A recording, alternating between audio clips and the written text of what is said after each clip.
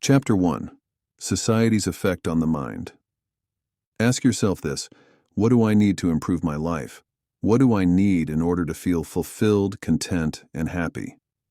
Often people look at everything that is outside of themselves for happiness and contentment in their lives. It is common in our society for people to think and say, "My life would be better if I had more money, had a better home, lived in a better place, had better friends and family, had a better job, had more holidays, had a certain car, had a certain phone, had a loving relationship." The list goes on. This is a result of our society not teaching people the truth of where fulfillment and peace of mind really comes from. The inside. It's a state of mind. There is nothing wrong with having material things. It is a problem when obtaining things for the purpose of seeking your own happiness is the goal, because it will ultimately leave people no better off and continually seeking external things to fulfill a temporary happiness.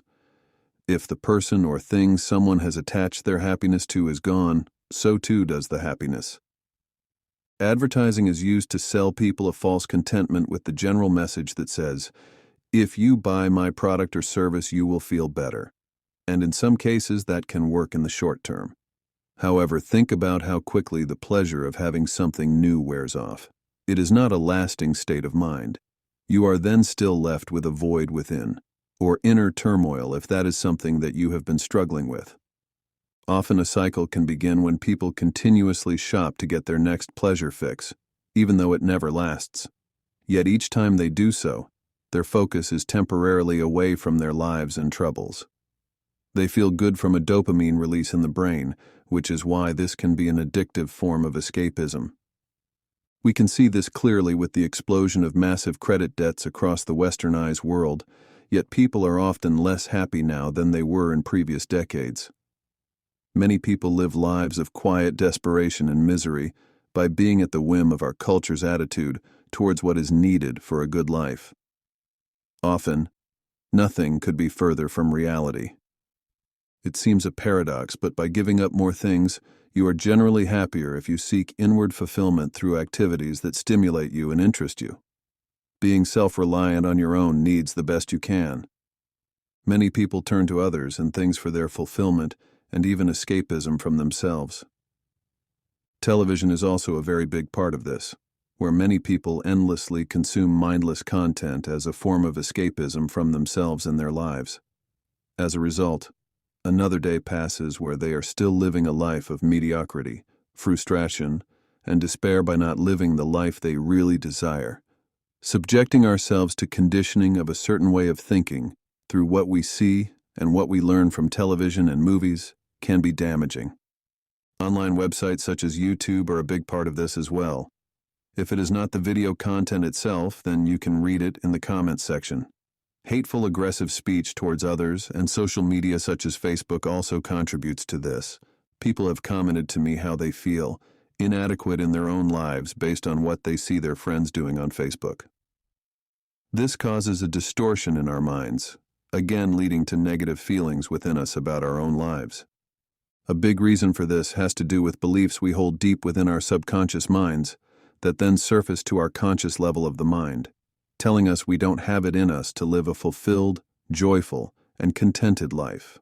Therefore, people give up on themselves and live in one way or another that is not true to themselves.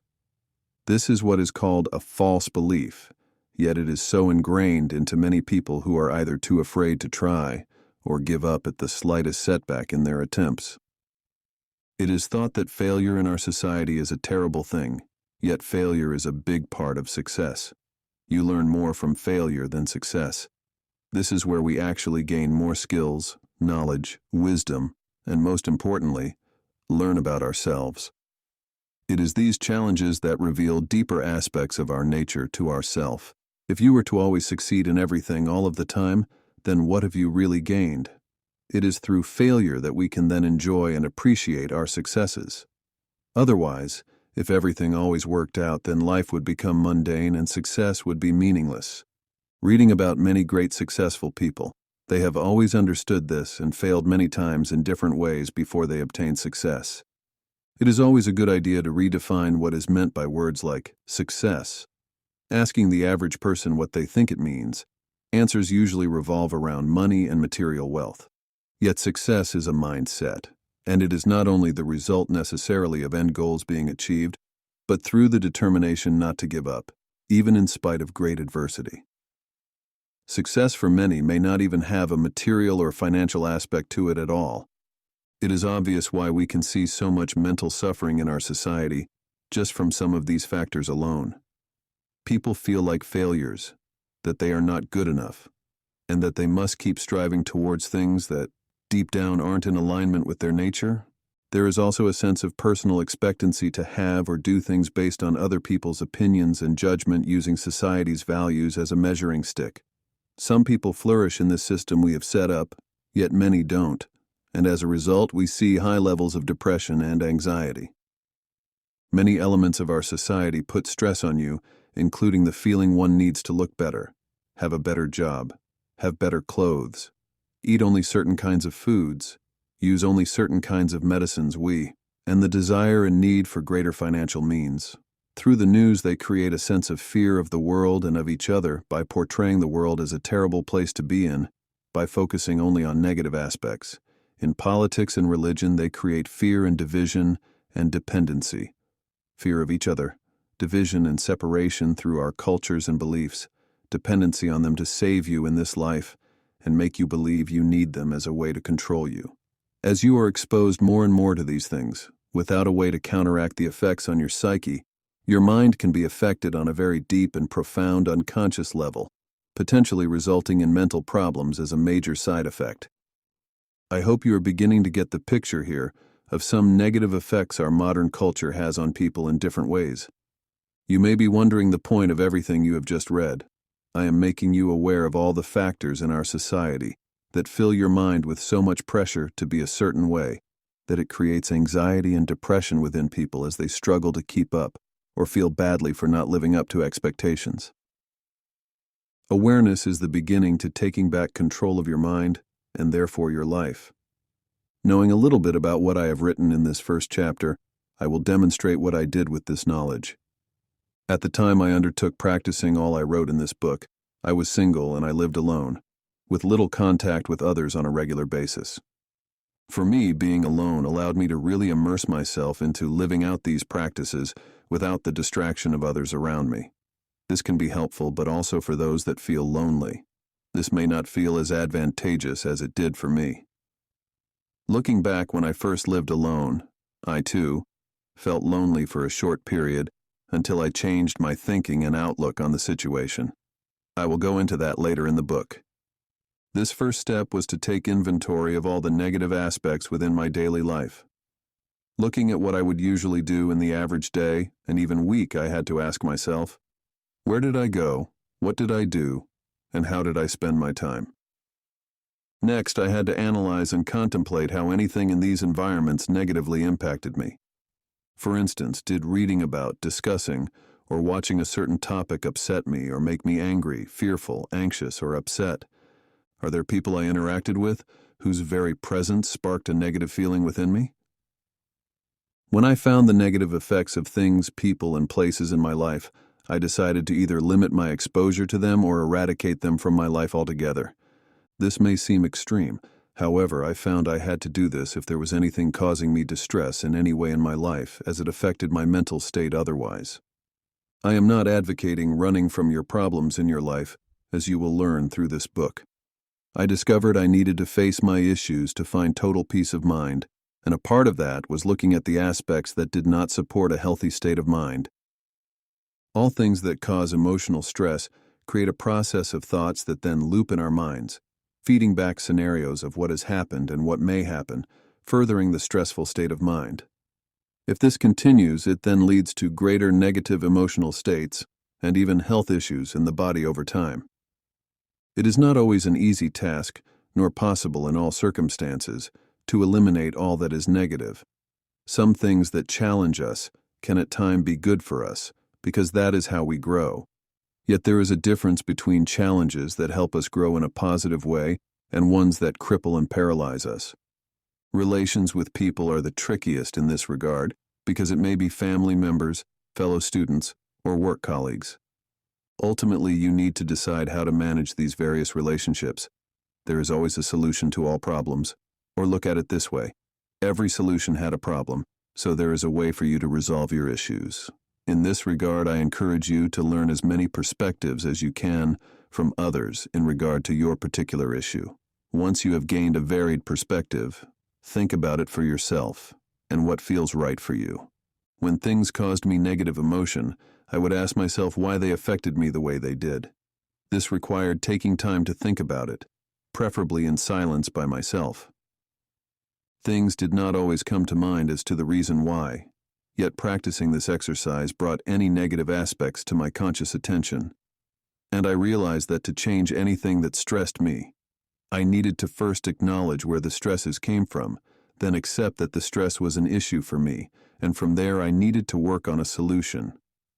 By doing this, then in time, if you are still exposed to the same negative environments, your awareness will kick in, and you may feel motivated to change what you are exposing yourself to. I will talk in more detail about that in a later chapter on how to make this change. New choices, new experiences, new you. What I decided to do was stop my exposure to any news at all.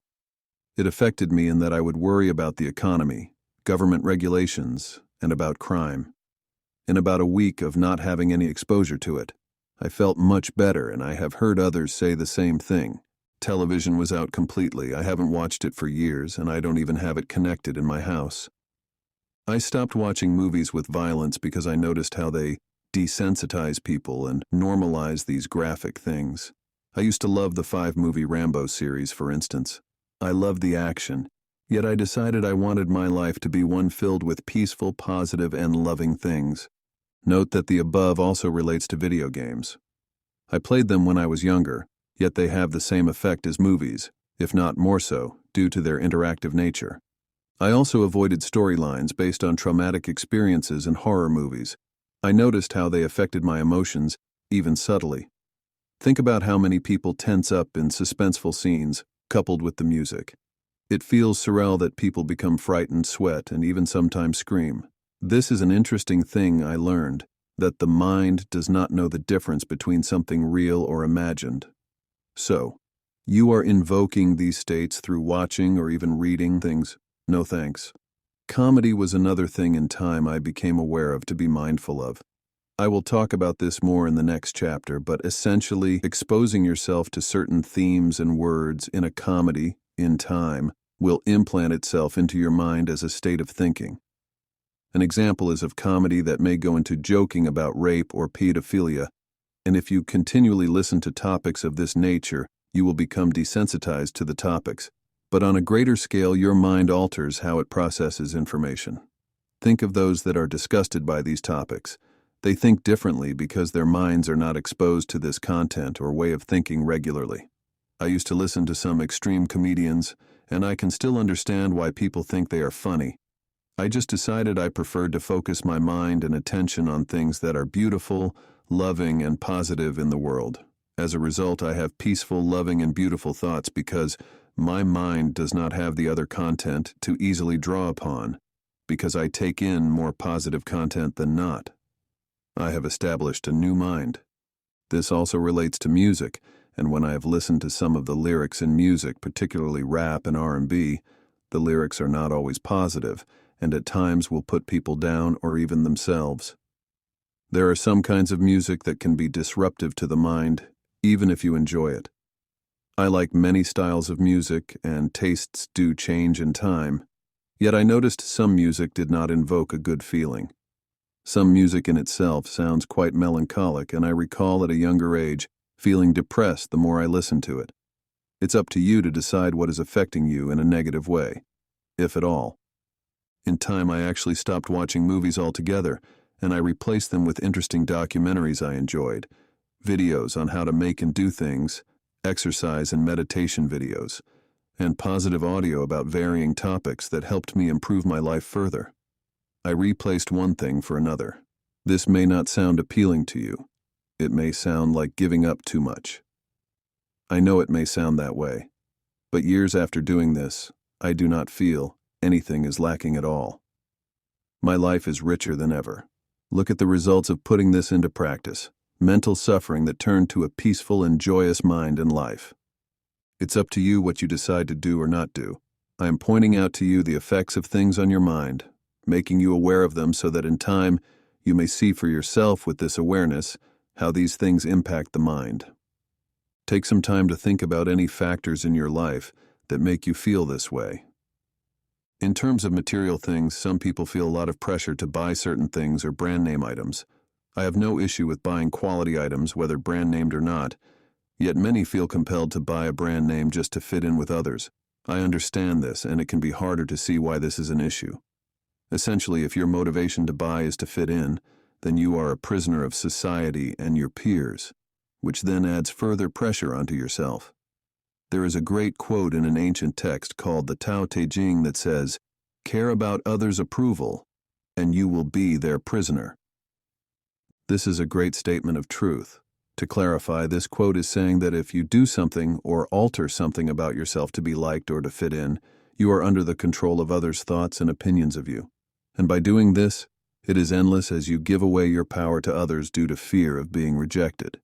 This is a good statement to test in relations you may already have with others, and ask yourself whether they accept you as you want to truly be. Can you really be yourself? If not, are these the types of relationships you want in your life? Undertaking all of what I have written in the chapter can seem overwhelming, perhaps. At the very least, it is sowing seeds of thought and awareness into your mind. This awareness will give you insight into any issues that arise in your life related to any of the topics discussed. When you are ready, you may decide to make the necessary changes to avoid negative feelings associated with these factors. To close this chapter, if anything else, remember this. Guard your mind. The mind is like a dry sponge surrounded by liquid. What you want to absorb is water, not polluted chemicals of others' ideas and thoughts.